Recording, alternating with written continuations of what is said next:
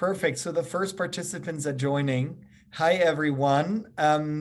Write in the chat from where you're listening in. I'm always so amazed by the fact that we bring so many people together from all over the country in the US and from the UK and from Canada and sometimes even from Australia. So, type in and say hi and say from where you are. We would love to see that while we wait for everyone to join. I don't see anyone typing in yet. That's the first. Oh, now. Yeah, so now it comes through. I don't know, maybe my internet is slow, but from California, Texas, Virginia, Michigan, New York, Indiana. This is so cool. Vanessa from Dallas, from the Catskills. I love reading this all the time, every time we start this, because again, I think it's really, really fun to see. Patricia from Ottawa, from Minnesota, from Vancouver, from Chicago, from London, from Georgia, from Minneapolis, from Puerto Rico. Hi, Lori, nice to meet you. Thank you for joining. Pennsylvania, Northern California. So this is really cool. And I suggest we get started because, we only have an hour and I think we should get the ball rolling. This topic is really important. So let me welcome everyone. I'm Benni Frowein. I'm the CEO for Schumacher in Europe and Middle East. And I'm really excited that we can bring so many people together on this Business Success Go webinar that we host once a month. And every month we discuss important business topics. Everyone got into this industry for the passion of design, but then we do at least 50 to an 80% admin and entrepreneurial work. So that's a very important part of our lives, and it's really worthwhile to discuss that. If you didn't watch every other webinar that we did so far, or if you want to watch future ones or this again, please go to YouTube under Business Success Go webinars under the Schumacher page. You can find all the webinars we've done so far. About how to build clients, about how to find a next client, and so on, how to boost your Instagram and so on. So by coming back to today we are discussing e-design, and I'm really excited for the three panelists that are joining me today. And I would love to introduce you three. And we've prepared also a little slideshow with pictures of your work so that everyone has a perspective of what you do. I would love to start with you, Whitney. Whitney Campeau is a Los Angeles-based interior designer known for creating beautiful, traditionally inspired spaces with a quintessentially Californian spin. Whitney loves prints and patterns, cherishes antiques, and believes that every home benefits from something eclectic and unexpected. Whitney lives in Pacific Palisades and offers both full residential interior design and e-design services. Whitney, thank you so much for joining us today. Thank you so much for having me.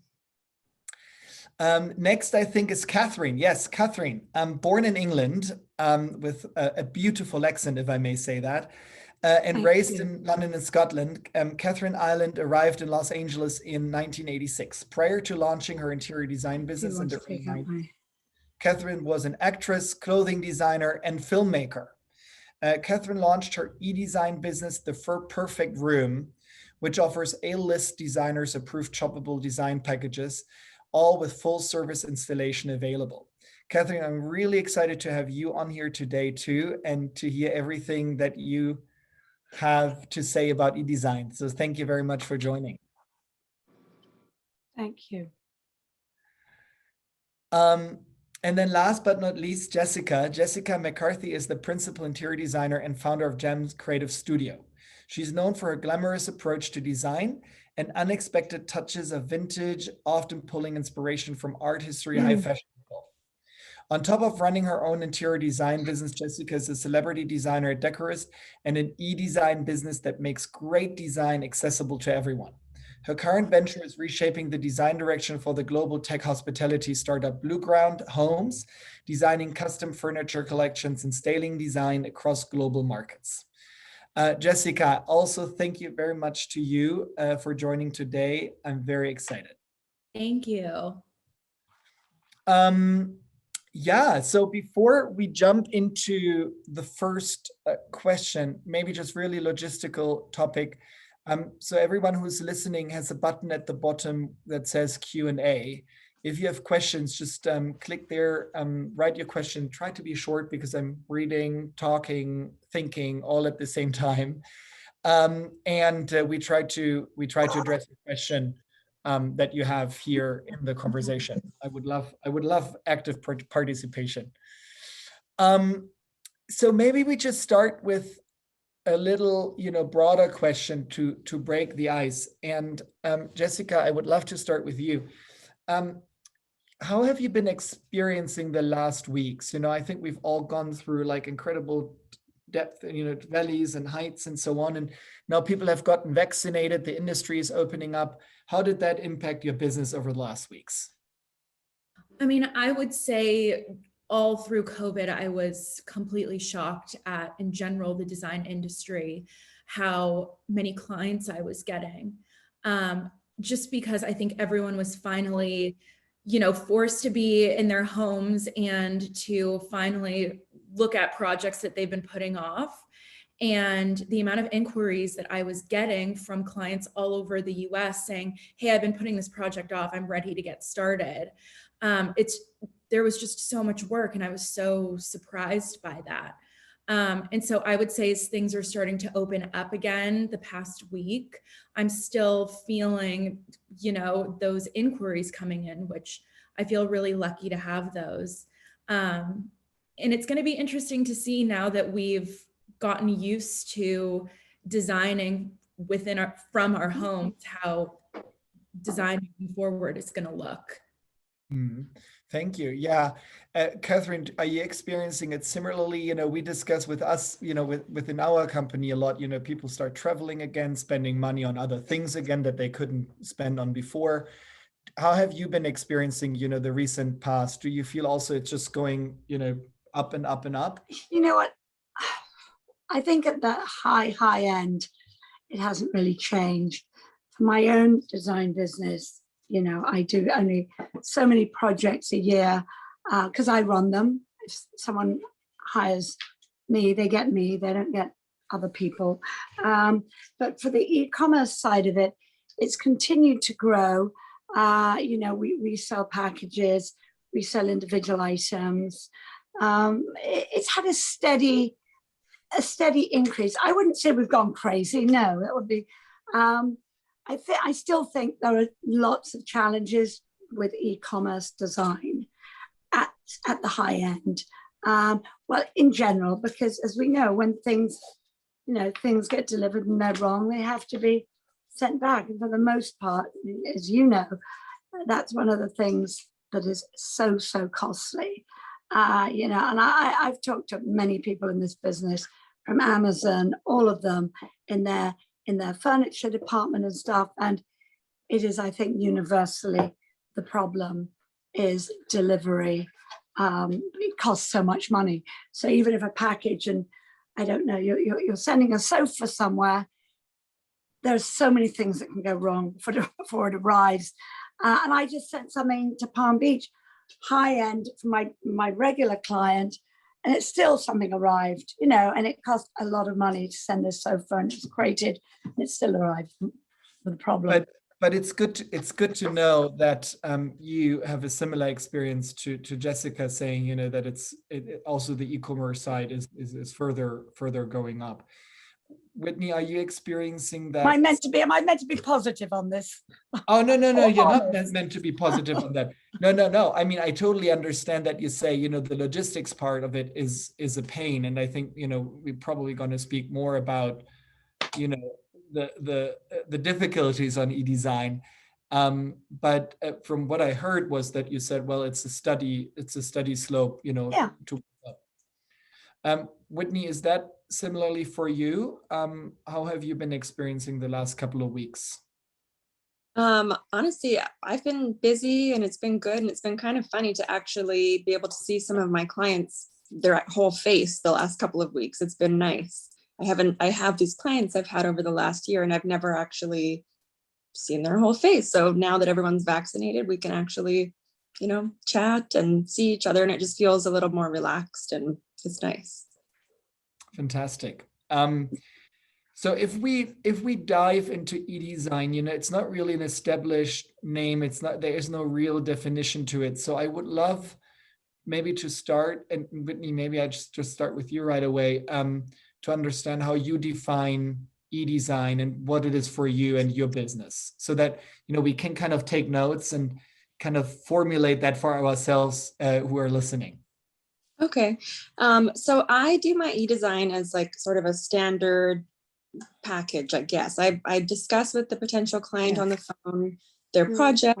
I estimate how many hours I think it will take, and then kind of go from there. They send me inspiration, ideas, and whatever it is they're looking for.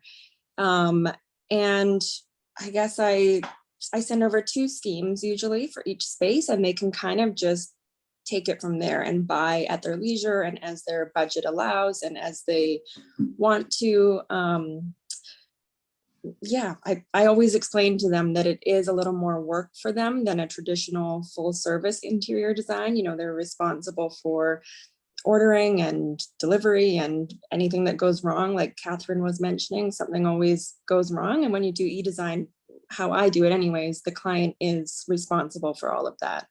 So it's kind of nice that it takes that off of my hands for these e-design clients. And how do you charge, out of interest?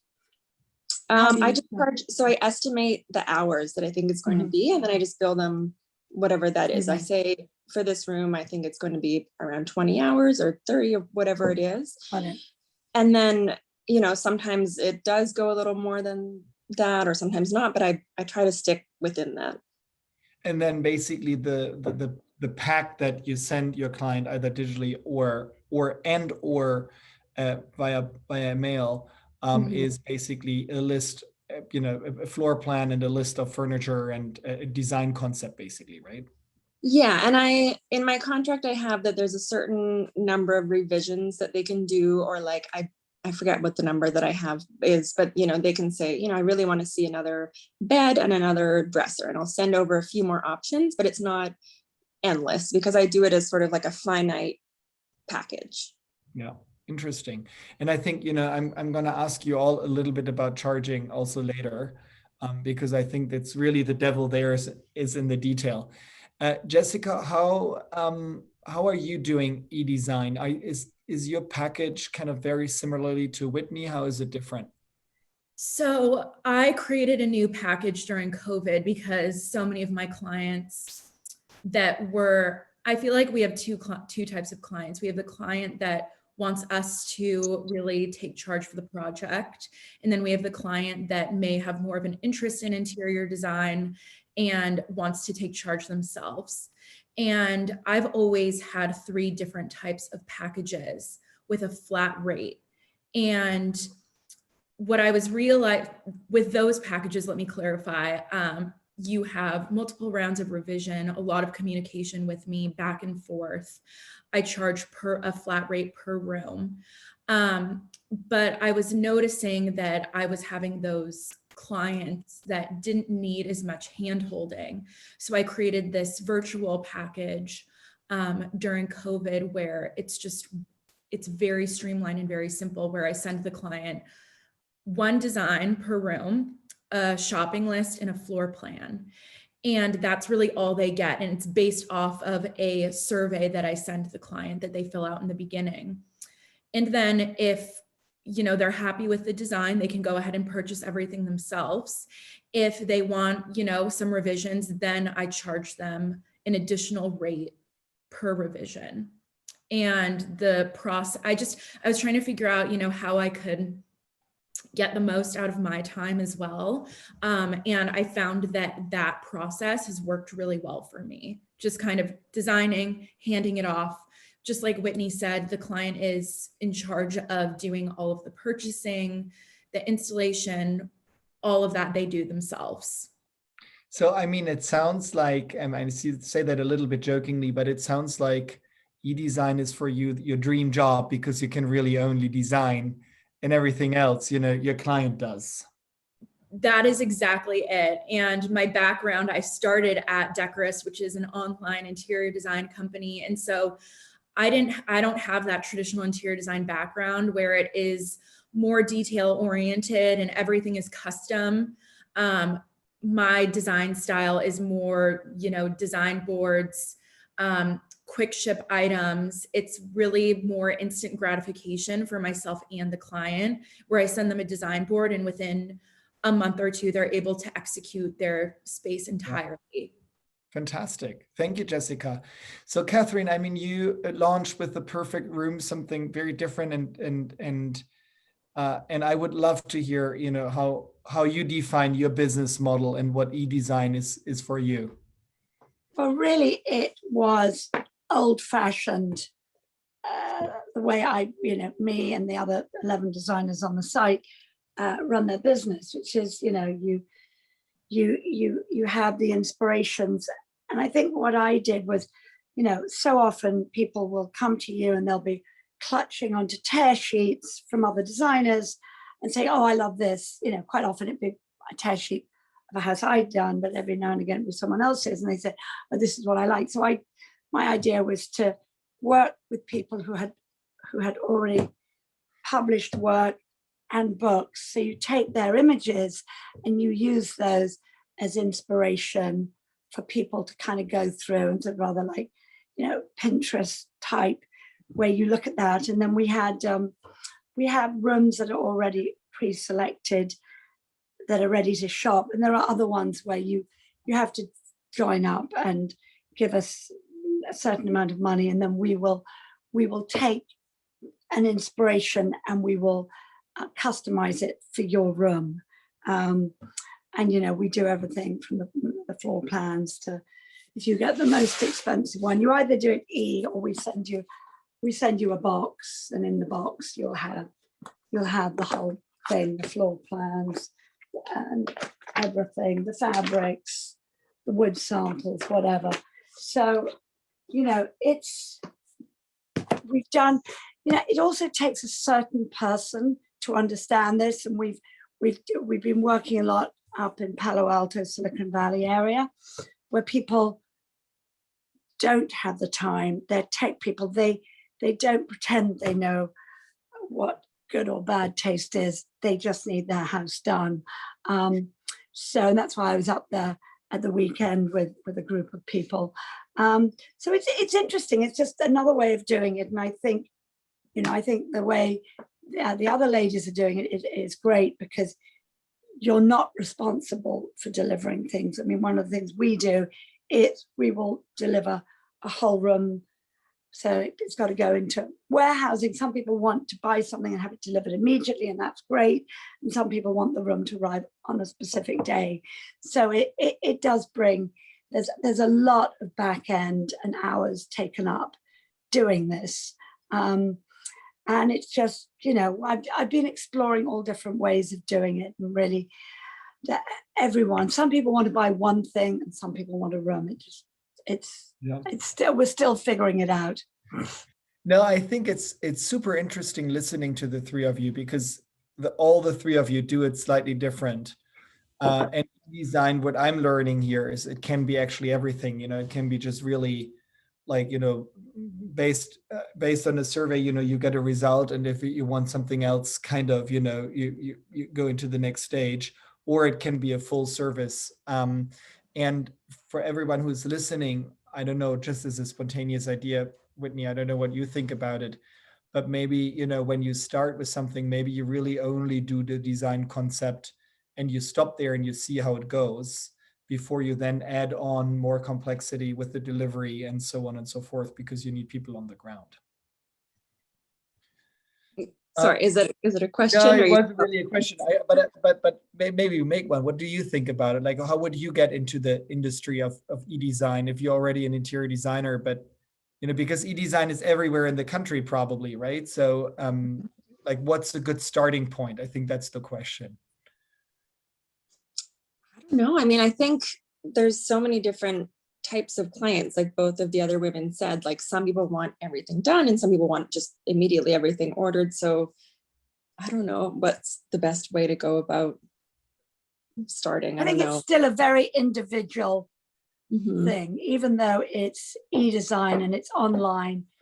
There's a certain amount of hand holding and back and forwards. I mean, we have a concierge business based in New York. I mean, concierge for the perfect room, who answer questions and things. So it's rare that you're just going to have somebody come in, click, buy it all, and that's it. Because first of all, we want to make sure the things fit the space. So it's really important, I think, to do your due diligence before things get shipped out. I mean, Jessica, maybe a quick question to you that Diana Beer just asked in the chat. How accurate are the client measurements, and can you account for errors? Or how do you make sure actually you don't get a completely wrong measured room and then the sofa doesn't make any sense in it? Yeah, I mean, I also have a very tight contract where I say, like, look, you're providing me these measurements. You have to make sure they're accurate. We are not responsible if items do not fit in your space based on your measurements. And what I normally do is I ask either, do you have the original architectural drawings of the space? A lot of the time you can, go back to the real estate agent or whoever it may be. If it's a rental, a lot of my clients are renters. You're able to get the actual floor plans. But I would say for the most part, I mean, even all my years at Decorist, it was so rare that a client was unable to measure their space. And with this design survey that I created at the beginning of the project, where the client is attaching all their inspiration, their Pinterest board, their budget, I ask, details about the floor plan, like, can you just quickly draw out the space, put in the measurements? I may go back and ask, like, hey, I need, the dimensions of this little nook. It's all about getting as much information from the beginning that you can. So floor plan, I always ask for a video of the space, because sometimes you can look at the video of the space and you can kind of tell, okay, this measurement they gave me, it doesn't really seem to align with the video they also sent. So there's a way to do your due diligence and really, make sure. But for the most part, people understand how to measure. From my experience. Interesting.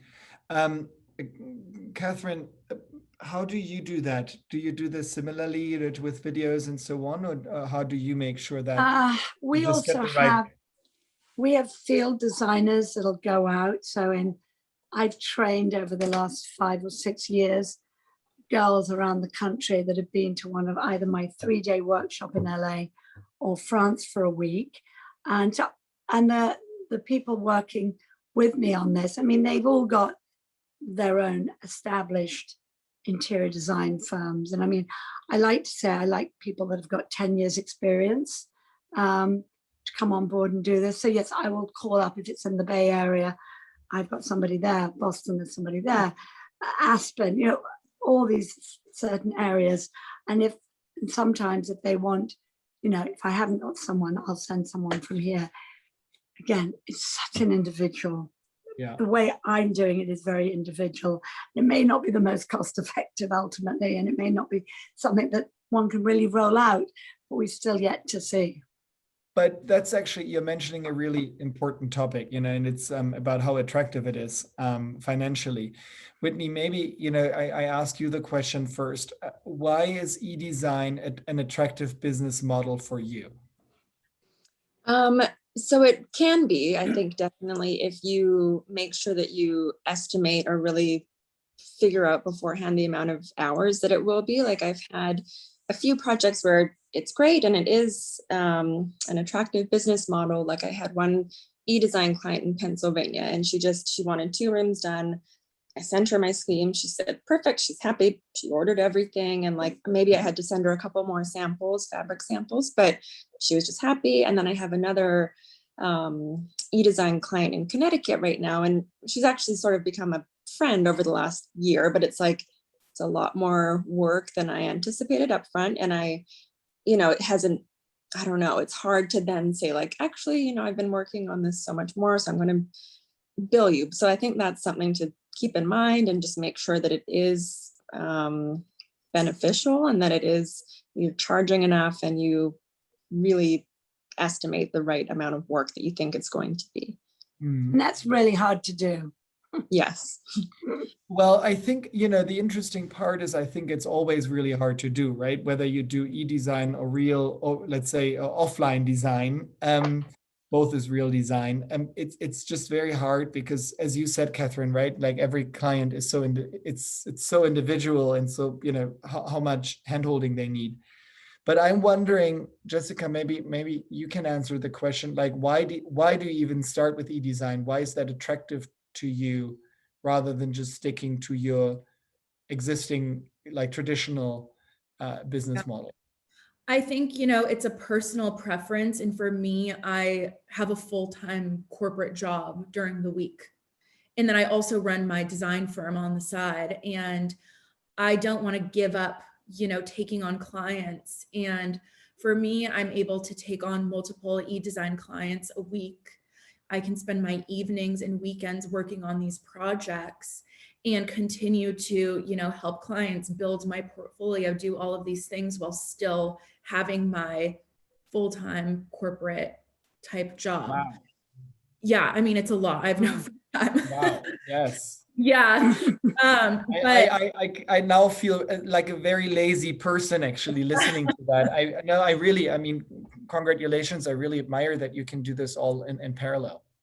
Thank you. Yeah, and I find it very rewarding too. I have a client in Atlanta who he's a new bachelor, and it was his first time, newly divorced, first time being able to decorate his house by himself. And he was moving in 30 days. And within a week, we designed his entire condo.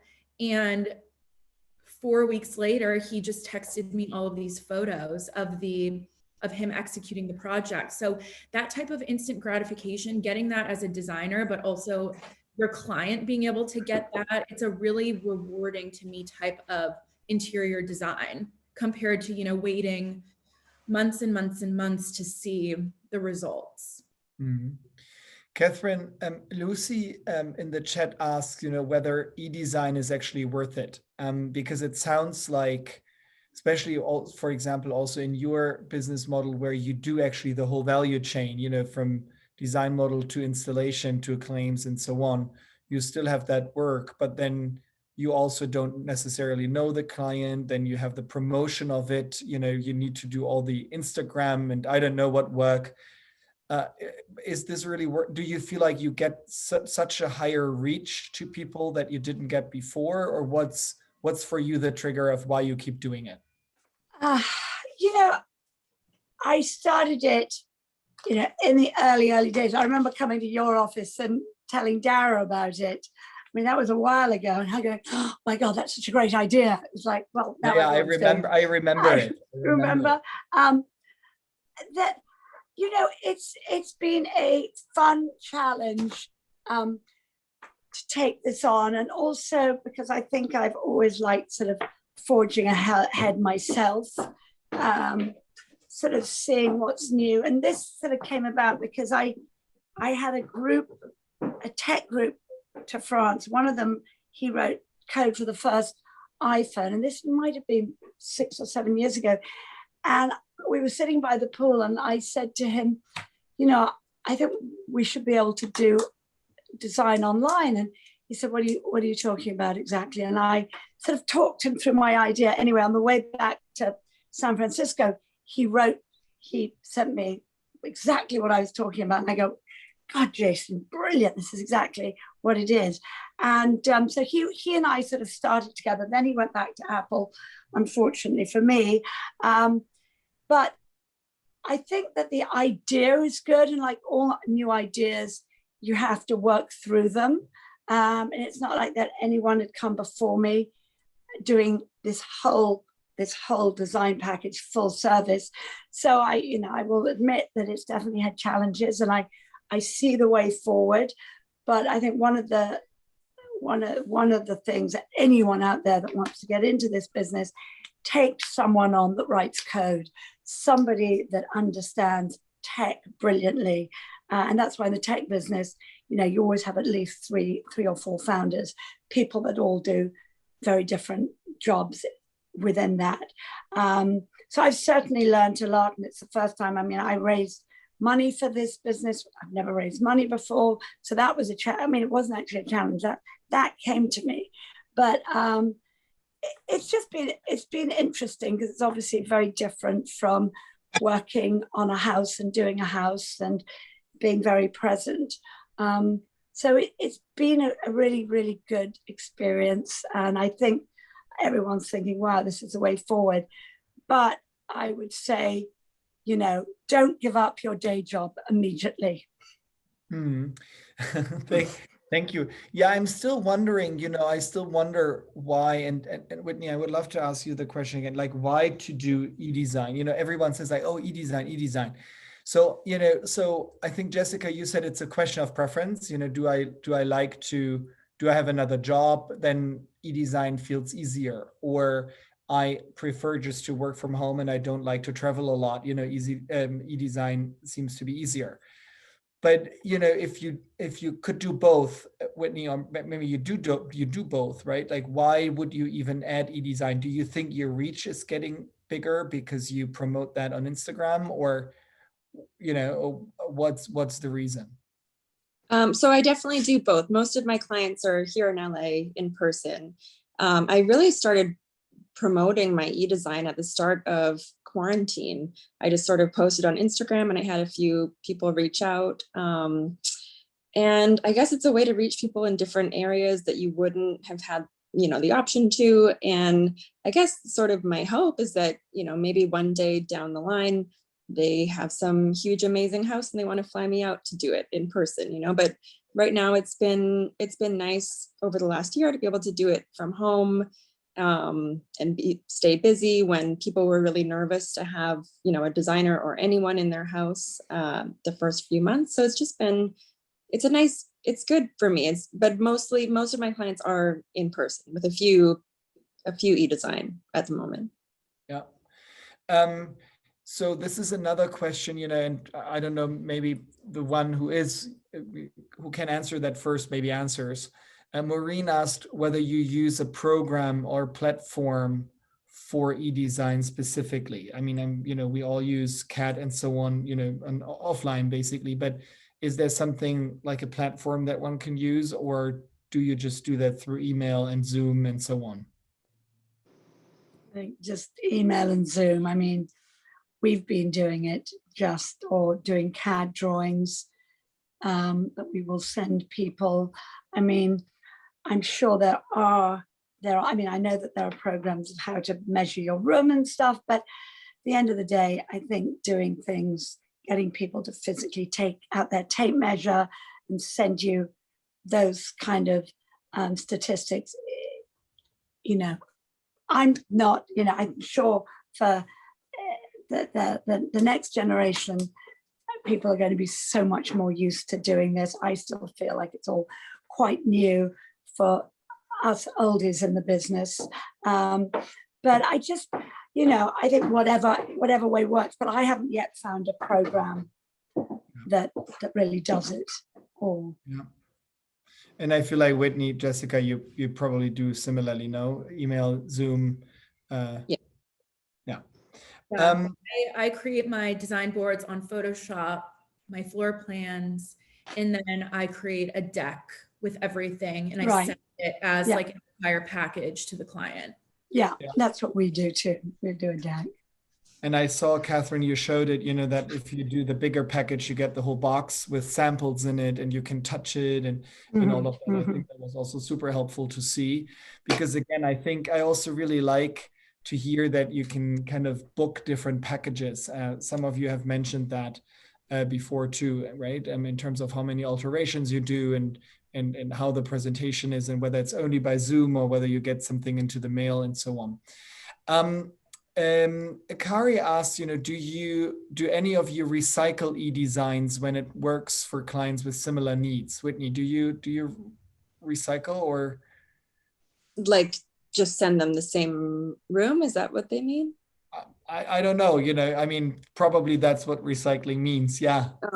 No, I mean, if there's some fabric that I've been loving and one person doesn't use it, maybe I'll try and get someone else to, just because I really love it and want it to be somewhere. But no, I always create something different. And I try to use a variety of different stores or a few trade sources so that things are different and they feel like they got, something for their money. Well, whereas we actually do it both ways. You can actually go onto the site and you can see a room that you like, and then you can see all the pieces. Now, obviously, if something isn't in stock, someone says, I like that room, but my room is 8 by 10, and we have to pare it down, we will. And obviously, you have to just see what's in stock. But one of the biggest drawbacks I found during COVID is the shipping logistics. So much stuff has been out of stock, and those people that want that instant, ship it out next week or next month, they've had to wait 3 months. And I mean, even if you go to the big stores, the big online places, whether it's Restoration or Wayfair or any of those places, they're similar. I mean, I looked at something for my son's just got his own apartment, 26 weeks. I can build it myself. I mean, so that's kind of crazy, and that takes away from it. But that is just one of the logistics. And also, there was a very good piece yesterday in Business of Home just about how costs have escalated, building materials, shipping. Shipping's gone through the roof. Shipping's about 35% more in the last year. A 2x4 piece of wood that was $1 is now $9. So it's supply and demand. And I think that's one of the hardest things I've found, is being able to fulfill orders, put orders together, and come in within the budget that we're talking about. Yeah, it's interesting. I mean, I hear this also a lot in the industry, how difficult it is to find pieces. Jessica, I'm sure it's also very difficult, especially with your clients wanting instant gratification. Even on our side, on the Schumacher side with fabrics, I think we were very, playing very much offense during the pandemic and kept buying into inventory actually before the whole supply chain exploded. So that's why we sit on a lot of stock, but it's a lot of companies didn't do that. And now you wait a lot. Jessica, is that something that your clients understand, or is that something that they really don't understand?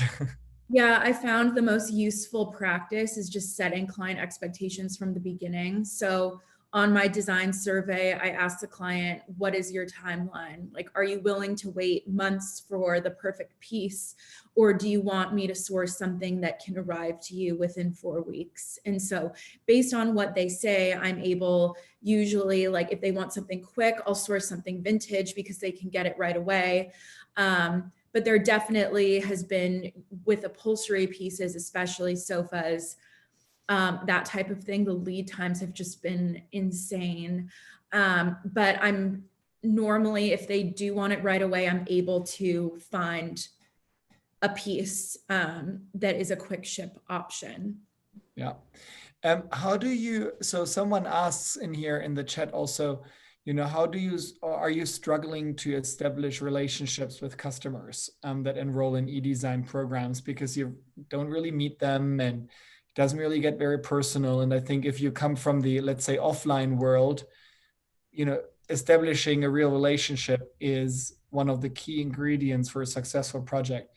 Jessica, how are you experiencing that? I honestly have never really experienced that. I feel like through phone calls and Zooms, and I'm constantly communicating with my clients, and so you really get to know them. And I'm sure everyone knows that's an interior designer. It's almost like therapy for a lot of our clients, and you end up learning so much about these clients, maybe sometimes a little bit more than you want to know. But I personally, I've never really experienced that disconnect. I've always kind of been able to create different relationships with each client just through, I think if it was just through email, it would be difficult, but through Zoom and phone calls, I think you're able to achieve that. Yeah. Kathryn, I mean, you have also the comparison. Do you feel it's harder through e-design, or do you also think with all the Zoom and emails and phone calls? I think you get, you know, I think you really, really, really get to know. I'm sorry, the printer's going on in the background. Well, we can hear it. I think you can get to know people pretty well on Zoom and things. I mean, I have a client, I did a house for you know, an actor, English. I did his house in the Hollywood Hills. We did the whole thing through Google Docs and just Zooms and all the presentations and even the installation. He still hasn't come back to see the finished house. And he's hired me to do another house in the Cotswolds in England. So, you know, so there's a lot that can be done through just doing a really good, you know, film at the end of the finished project. And what I also like to do is show the before and the after, send them a document with before and after, so that they can remember what it did look like and how it's ended up. But yeah, I mean, I think a lot of us have been thrown into e-design, whether we like it or not, and whether you're set up to do it. I mean, I'm probably slightly better set up to do it than most people because I've been working on this for some time. But I think the great news is we're not going to have to fly places just to go and have a meeting and present something. We will in our own sort of design, which is not e-design. I think a lot of people realize that it's so much more cost effective to do this in Zoom meetings and online. Yep. So I think it's really sort of catapulted us forward. Yeah, thank you, Kathryn. Whitney, the next question maybe is for you. Sarah in the Q&A asks whether you know, when you do your e-design package, do you put trade products on it? How do they buy it if they can't get it, or if they, you know, like, how does that whole thing works with trade and retail products? So usually, like, I think I was saying that I start out attempting to do just sort of a package. Here's your schemes. This is what you can order. And I will, depending on the client or their budget, I'll either have, you know, a few trade things. And if they want it, I order it and I have it shipped there. And then they have to deal with installing the lighting, or like I just had, just ordered some fabric for curtains. So, you know, we did some research and found somebody that makes curtains in that area and has good reviews. And so I order the fabric and have it sent there. You know, I think it's important for me anyways to have a few trade or interesting items, so that it's not like they could have just, you know, walked into West Elm and asked the salesperson there to help them. And, you know, I want them to have something a little special. So yeah, I do a little bit of trade, but also a lot of retail that they can just buy right then. I mean, that's probably the difference between my business, that it is all trade. We don't use retail sources, just because, you know, as you said, it is kind of available to everyone. And, you know, I'm trying to do high-end design. I would say for my business, getting the most out of e-design, I like sourcing retail versus trade because I'm not spending as much time and I'm able to, you know, make more money that way. And then to insert those special details, I'm sourcing a lot of vintage, but it's really rare that I'm offering my trade discounts to e-design clients. So if you did it, then you would purchase it too, and then resell it to them, I guess. Yeah, and it's just, to me, not worth for the amount, you know, in order to make it worth it, money financially, I think that sourcing retail is more effective. Yeah, no, it's very interesting for me in general. I mean, because it gets very quickly very blurry, you know, like between interior designer and retail client and who is making the purchase, in a world where I think a lot of interior designers still try to also maintain their advantage of getting access to parts and things and prices. So and this question I would love to ask to the three of you, and Kathryn, maybe we just start with you again. how do you drive your e-design business? What are your best marketing efforts? Carrie asked that. I had that question also prepared, so thank you, Carrie. You know, What do you do? Well, at the beginning, I have hired, you know, expensive marketing teams, which I thought was pretty much a load of rubbish. You know, you spend a lot of money and it doesn't really work. I mean, you've got to have serious money if you want to really crack it that way. I mean, I'm talking about millions. So we put probably 100,000 into it. It was like, so I said, you know what? We're going to just grow it organically, hiring some people that know about Instagram and how to do it young.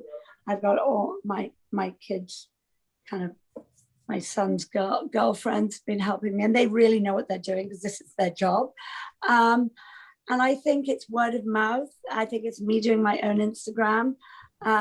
That's very powerful. Obviously, getting old-fashioned press, you know, being in the LA Times, a nice piece in Departures, all of that, just mentions. But it's a big, it's challenging, like all of this business is. It's challenging, and it's, you know, I think that on a smaller scale, it's really, really doable. But when you're sort of opening it up on a much larger scale, then you've got to have serious money. Jessica, how do you do that? Do you do it through Instagram? Do you, what's your marketing strategy? So I do all of my marketing myself, and I do it all through Instagram. And a majority of my business comes through Instagram. I would say 80% of my business is inbound through Instagram. And yeah, it's actually pretty crazy. But the way that my business just has ended up working is I've had a few celebrity clients, and in exchange for designing for them, they will post about me all over their Instagram, and they have millions of followers. And so what that's done is it's reached out to their audience that maybe can't afford traditional interior design, or they live somewhere where they don't have access to traditional interior design. And then they'll DM me and they'll say, hey, I love what you did for so-and-so celebrity. Do you offer e-design? And that just snowballed into kind of like what the bread and butter of my business is. And so I still to this day will get a lot of DMs asking if I do e-design. I've also posted during the pandemic, I created, you know, a little ad or flyer, whatever you want to call it, on Photoshop, threw it up on my Instagram stories that said, hey, I'm now offering e-design for a flat rate, message me for more information. And then word of mouth, I would say, is the other way. But for the most part, just letting your followers know that you offer e-design. A lot of people have showed interest in that. Whitney, how do you do that? Instagram mainly. And then I was actually lucky right at the beginning of quarantine, COVID last March, I think, Serena and Lily did like an interview blog post with me, and they, you know, sent it out to their followers and everything.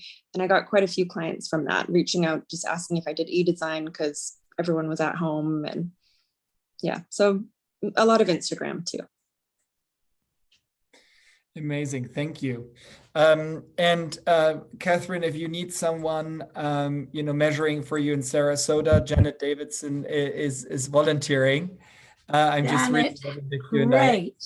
Well, listen, you can always email us at concierge@theperfectroom, please. Perfect. Love that. And then you know, someone asked, actually Maureen asked, how do you get proper photography for your portfolio? Because if you don't do the pictures and if you're not there, I'm sure it's hard. And I'm sure that your client pictures are not even that quality that you want to put up on Instagram. So Jessica, how do you do that?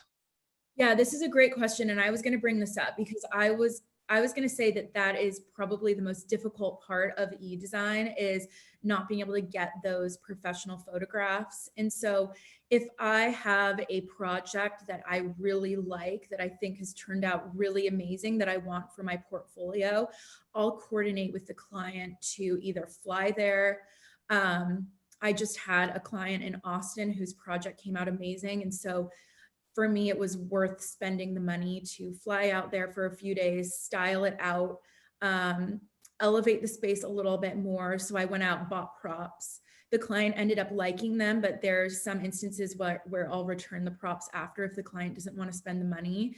And then I have a lot of photographers that I know all over the US. So I'll just tap into those resources and get the space photographed. But that's the type of thing that I'm not willing to give up control over. So I do want to be there styling out the space behind the camera with the photographer. Kathryn, how do you do that? Sorry, I'm sorry. I was just, because I've got to no, get no off in worries, a few no worries. minutes. How do Say you- that one more time. How do you get photography from your e-design clients? Is it so personal that you anyways, do the installation and then you do the photography? I mean, I ask them to take pictures to see what it looks like. They can do it on their iPhone. I'm not going to send in a photographer to go in for me. I think most people are pretty capable of taking a good enough shot. And I'm not going to necessarily use it for I mean, we definitely used it sort of as a promotional thing to show people how it ends up. Well, probably also because you have your, traditional arm where you get beautiful photography from. If you only do e-design, then it's probably, Jessica, more like you describe. Whitney, from you, how long does it take from, let's say, a client says, "Oh yes, I want to do it," to you sending the proposal normally? Because for most people, e-design is kind of a standardized thing. So what do you think? Like, what is your average? I think I say that I aim to turn it around in about 2 weeks. Okay, wow. Okay. And then you said you use, so just in terms of billing model, you assume a certain number of hours that you spend on that, right? Yeah, so I tell them, an estimate, I think it's going to be 20 hours or whatever it is. And, if it takes me way more, I think it's kind of, I just kind of absorb it because it's, I can't really, in an e-design kind of instance, I don't think I can really come back and say like, actually, you know what? I spent 10 hours looking for a pillow, even though maybe I honestly kind of did. So I just kind of try to stick within the amount of hours. Yeah. So looking at the time, the hour is almost over. And I have a last question for you. And comes actually from Kathleen. Kathleen, I'm stealing your question. If I were to start tomorrow e-design, what would be your 3 top, kind of tips to me to be successful? Jessica, do you want to start putting you on the spot? Yeah. I would say to really think about your pricing and your process and what that looks like. It's taken me a few years, to be honest, to really nail down what works and how to get the most out of my time and make the most money. So that would be one. I would say, I already said process, but like expanding on that, what that looks like, putting together a really great package for your clients. So understand, like, from the initial, I have this pricing and process guideline that I created that's really beautiful that I send to the client. And then putting together the perfect contract, and then putting together what the actual package looks like that you send your client. So from start to finish, figuring out what that process looks like. And then the third, I would say, is what your marketing plan is. And I'm a strong believer that you do not need to spend money on marketing. You can do it yourself. The power of social media is huge. So figuring out what that looks like for yourself, and just with those, I think you can really hit the ground running and be successful. And for everyone who is listening in, we did a lot of webinars on how you increase your followership on Instagram and how you grow your Instagram. So go on YouTube and look for business success skill webinars and Schumacher, or you can also go on Benni Frowein on Instagram. There you have a link. to watch these, because I think, you know, that's other interior designers who are sharing tips and tricks on how to grow your followership, because you obviously need that in order to have the reach to gain people through that. Kathryn, what would be your top, I don't know, 1, 2, 3 piece of advice if I wanted to start eDesign tomorrow? I mean, you know, I think that Whitney's really, and Jessica said it. I mean, I think eDesign is such a new concept, not that new anymore. But I think that just being really organized. I mean, I think, you know, the contract, knowing about your pricing, and also you can't do it by the hour. You've got to say, I will do a room for X amount of dollars. This is what the design is. And I think the expectation of how much somebody is going to spend. So I think you've got to pretty much have it down. When people say, you know, I've got, I don't know, 5,000 to spend on a bedroom, or I've got 50 and I've got 50. You've all got to understand what that exactly means and what you can deliver. So I think basically you're looking at, and I think it's sort of the old-fashioned model of them sending you inspirations, you looking at them, making sure you don't waste your time or theirs, and just say, you know, what is your budget, so that you can work towards that, whether you're looking at retail or trade pricing. You know, I think you've got to be able to stick. That's the whole point of doing this, is being able to do something that's very tidy and within a certain time frame. So organization, that's what I would say. Just be organized. And Whitney, what is your message that you want to give at the end? What would we need to do? Oh, I think just to make it clear to yourself and to the client how many revisions or additions or new items they get to choose, so that you don't end up, you know, taking hours and hours more than you thought it was going to be. Super helpful. Yeah, thank you. That's actually also a tip I think that applies to the traditional interior design. I hear that a lot, at least, that there is clients who are very easy to work with and clients that make you turn around and around. And Crazy. around. Well, the hour is over. Thank you so much, Kathryn. Thank you so much, Jessica. And thank you so much, Whitney. This was super helpful. Everyone who wants to watch it again, please go to YouTube. Thank you for listening in. And thank you to the three of you for carving out a time out of your day today. I really appreciate it.